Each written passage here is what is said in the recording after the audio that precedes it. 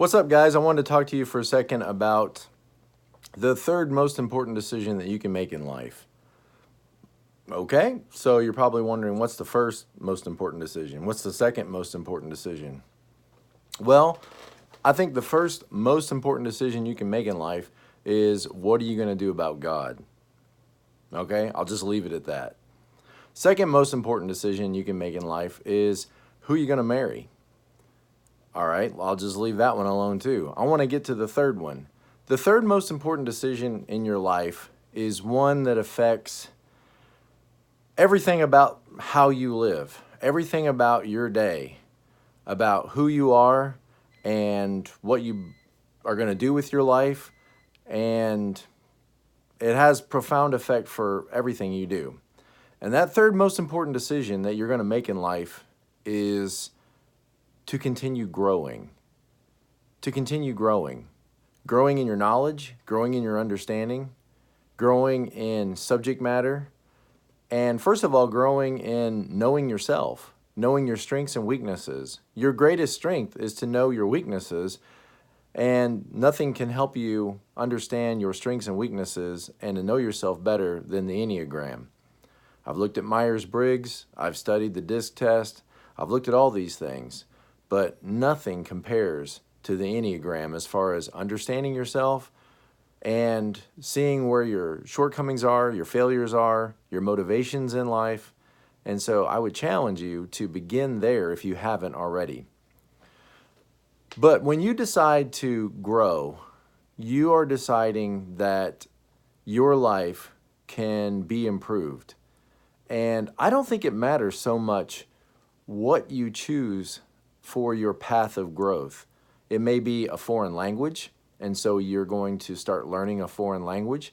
It may be something in the business realm of understanding, how to better invest your personal finances. It could be in your marriage. These are all great places to begin, or as parents. In my own life, I look back over different areas where I got excited, got interested. After all, I'm on the Enneagram, I'm a 7, which is an enthusiast. And so I would get very enthusiastic about certain subjects. One of them is herbs, and how herbs can be an alternative to, the many of the harmful drugs that people take for healing and to get to help them when they're sick. And so I've invested a lot of time and energy over the years in studying herbs and learning about them, and I've really enjoyed that growth, that area of growth in my life. And it's been very productive and useful over the years as I've learned to use herbs for my own health. And you may not care anything about herbs. That's fine. What do you care about? See, that's the real challenge, is some of us don't ever think about those kinds of things. But you got to begin somewhere. Just start thinking about, your interactions in life. Spanish language is something that has been very interesting to me over the years, and I've studied, off and on as I've gotten excited about learning Spanish or gotten ready to go on mission trips to Mexico or Guatemala. I would, brush up on my Spanish and continue to grow that way. So just think about your daily interactions in life. Is there some area that would benefit you? Maybe you are working in an environment where people are speaking Spanish and you're not understanding it at all and you can't interact with them. And so that might be something that makes sense for you to get excited about. Like here in the state of Florida, I have lots of opportunities to be around Spanish speakers, or maybe it's sign language. Maybe there's somebody at work that is deaf, and you notice they're kind of cut off from the rest of the group, and maybe you could begin learning sign language. Or, just pick a subject that you're interested in. If it's historical subjects, like the American Revolution or ancient Egypt, it doesn't matter really where you begin. If it can be something useful and practical like gardening or landscaping, or whether it's something that's not practical at all, but something that interests you. The important thing is that you keep your mind focused on learning and growing. And this will enrich your life and enrich your vocabulary and enrich your experience. And when you sit down with somebody and there's opportunity to talk, you'll have something that is interesting to you that others will find interesting as well.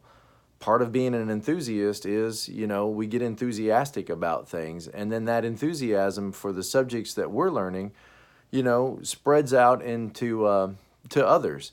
So begin that process of thinking about, what is it that I'm interested in? What is it that fascinates me? What is it that, and if you have a hard time with that, then I would say begin the process blind. Just, go get a book on a subject. Go get one of those books on knights or pirates, or, one of those, I don't care if it's a picture book from the youth section of the library or the bookstore. Or start watching a documentary. YouTube is filled with documentaries.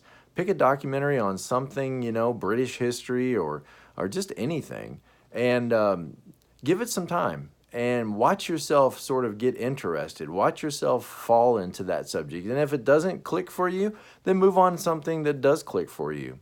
But the important thing is that you don't give up growing. You don't give up maturing, expanding your knowledge, expanding your insight, and you'll become a more interesting person and you'll have something to say.